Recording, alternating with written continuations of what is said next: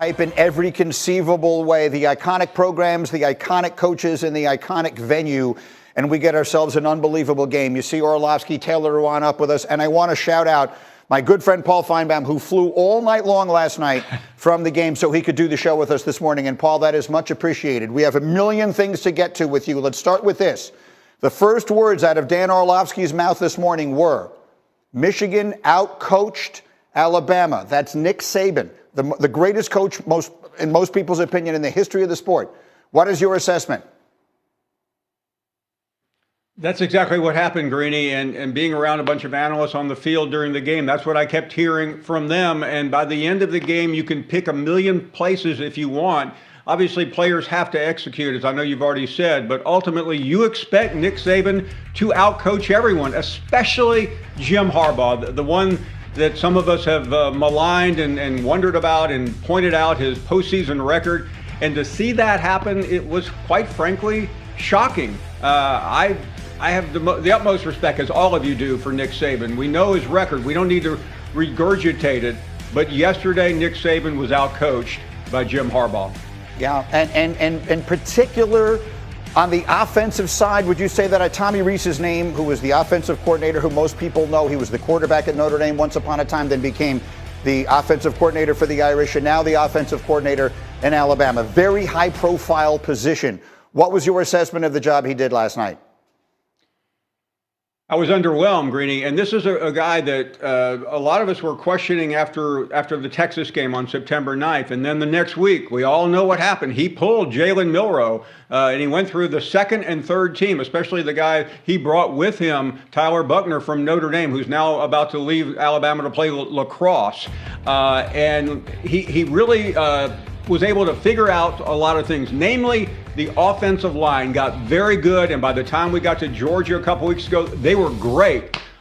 What we saw last night was the offensive line of the Texas game, and it's hard to really put into words the morning after, but Tommy Rees did not dial up a very good game. He didn't adjust very well, and when it came down to the biggest play of the year, he failed.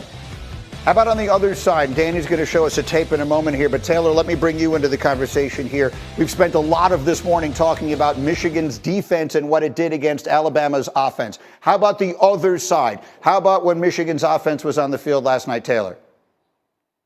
I thought the offense did good. I think there were pieces here and there. Some of the play calling, trying to call a flea flicker on the 40-yard line after a turnover is just an insane call to do. When they had to have it, they got it done.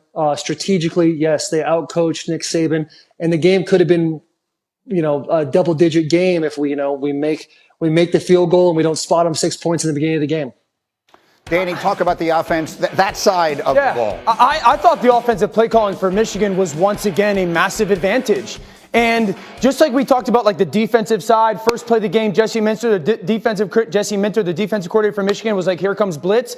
If you watched Michigan offensively early on, it was very clear what they wanted to do. They wanted to shift and they wanted to motion. Show you a picture pre and then change it post. So here's the extended bunch on the 4th and 2 that basically secures the game. Now the extended bunch comes down. Now watch what happens to Blake Corum.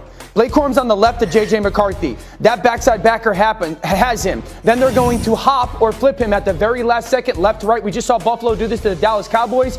And then that linebacker front side's role changes. He gets picked by that once extended bunch down. Easy throw for J.J. McCarthy. Here's the Roman Wilson touchdown. Each of those guys has man-to-man, right? Now the tight end goes from outside to inside. Now the corner's role changes. The safety's role changes. That safety now has the tight end. He just had the wide receiver. When the tight end goes down, the safety's going to follow. Roman Wilson comes from one side of the line of scrimmage to the other, and because he has to step down as a safety, so the safety went from I have the wide receiver to I have the tight end to now I have Roman Wilson all within 3 or 4 seconds. This is a numbers advantage. We bring the backside tight end. This is a Kyle Shanahan type of play. We down block on the front side. No one adjusts for Alabama defensively. We kick out block, pull the backside offensive lineman. He's blocking a safety because we got the numbers advantage. And then Blake Corum caps off the game winner in what is an unbelievable career. So really, if we watch all of Michigan's touchdowns, every one had a shift and a motion attached to it. And every one, Alabama never adjusted accordingly. That is coaching. That is why Alabama absolutely, on both sides of the ball, got outcoached by Jim Harbaugh, Jesse Minter, and Sharon Moore. Okay, so those are all the little picture, and we've spent all morning so far on those because it was such a dramatic game. Let's go to the bigger picture. Paul, you and I have spent almost this entire season talking about all of the tumult within and around the Michigan program. Perhaps the only fitting way for it to end is with them in this national championship game. You've had a lot to say about it. What do we say today about the chance that Michigan and Jim Harbaugh will cap this thing off with a national championship next week? I think it's very good, and in spite of everything that has been said, Greeny, they look like the best team in the country. Georgia might have something to say, but Georgia blew their opportunity to get into the playoffs. And what I really think is interesting is what happens after next Monday night to Jim Harbaugh. As I was leaving LAX late last night, I took a look at the sports page of the LA Times. The lead columnist was begging Greeny, he was begging Jim Harbaugh to take the Chargers job. So that's some place that obviously Harbaugh would probably be comfortable. We know some other places like the Bears.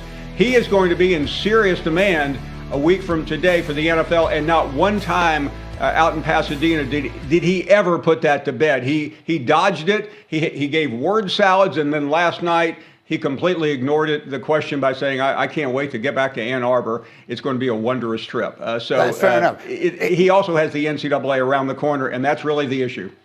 Clearly, and look, I mean, no one avoids questions better than Jim Harbaugh does. He just pretends they weren't asked, which was hilarious last night again. But the other piece of this I want to get to, look, you know that people have said, and candidly, I believe you are one of those people, who has said if Michigan wins a championship this year, it will be tainted based upon all the things that have happened. He's 1 win away from doing it. Will it be tainted, Paul, if they win it? Greeny, I don't think so. And I know what I said, and I know what many of others have said. Attaboy. But when you look at the current state of, let me just interject for a second, Finey. College football right now, it is such a mess. And while a lot of us find what we believe the case to be here to be repugnant, almost everything about college football right now is repugnant. So I think Michigan, if they win, they'll hoist the trophy. There'll be haters out there, but most people, I think, are going to go, congratulations, you were the best team. Taylor, that is a great deal of ink you have on your hand. I couldn't help notice that as you were just a moment ago. But and it is intimidating even with you not being in the room. So I will ask this question advisedly. The people who will say, because there will be many of them if they win, who will say this championship is tainted based upon the sign stealing scandal, what will your response be to them? I'd say, people love to punch up. That's what I would say. When you look at when all these allegations came out, it was before Penn State, it was before Ohio State, it was before the Big Ten Championship, and it was before Alabama. If you are cheating and people say, hey, this guy might be cheating, you're not going to go, let's just keep cheating and hopefully they won't find out. Those games, they would have won all those other games, no problem. All of them, no problem. So when you go to these big time games where, hey, Penn State's going to beat them in Penn State, Ohio State's going to beat, they're going to beat everybody.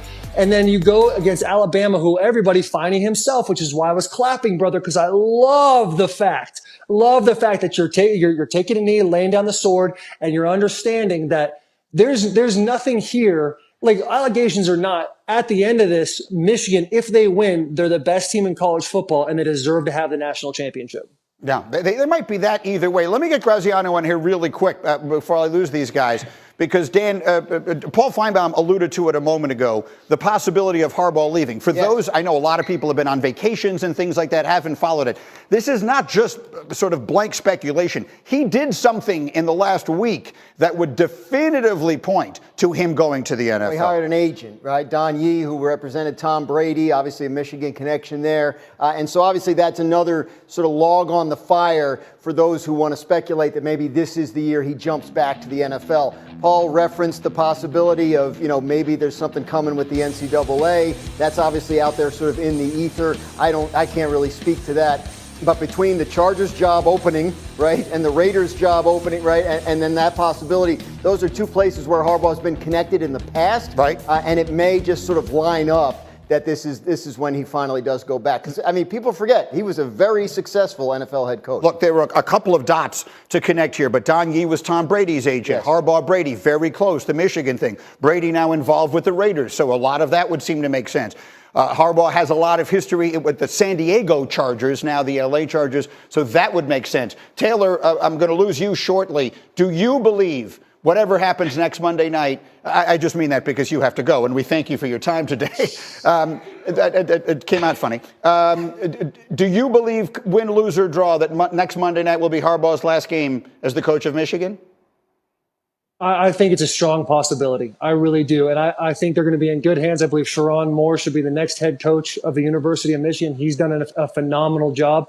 But when you look at the allegations, if they believe that something's going to happen, he knows he's going to be wanted. He knows the Chargers and the Raiders and the Bears, and everybody's going to want Jim Harbaugh. He's going to have the opportunity to dip, similar to the way that Pete Carroll did. I don't want it to happen. I love the fact that this guy's not playing by anybody's rules. I love the fact that he's sitting in a post-game press conference and saying it's an unfair advantage because of how close the team is. I think that is just beautiful trolling to the mainstream media, sports media, saying we hear all the noise, we get it, we're going to keep doing us. But I think at the end of the day, this is a business, and we're going to end up in a situation where Harbaugh is in the NFL after the season. And then, Paul, how about the other side? Nick Saban, legend, tough night. There have been a lot of sort of ups and downs here. What do you see there?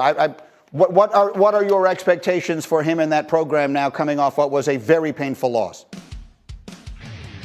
Really, it's complicated because there were a lot of people who felt that if Saban put another title down, that would be his 8th, 7th at Alabama, then that would be the ultimate time to walk away. Last night changes that, perhaps, but no one can really get inside of Nick Saban's head. But, I mean, there are a lot of signs all year long that pointed toward it. And even last night, he talked about how special this team was, how it really was probably the most special experience that he's ever had, because I think we all saw last night this team had so many flaws, and in Saban's mind to get there, but it's hard to imagine Nick Saban walking away after losing a game to Jim Harbaugh in Michigan in the semifinals.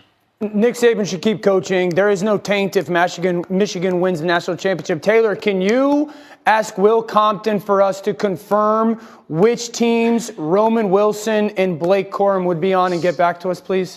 Thank you. I will absolutely do that, brother. No question.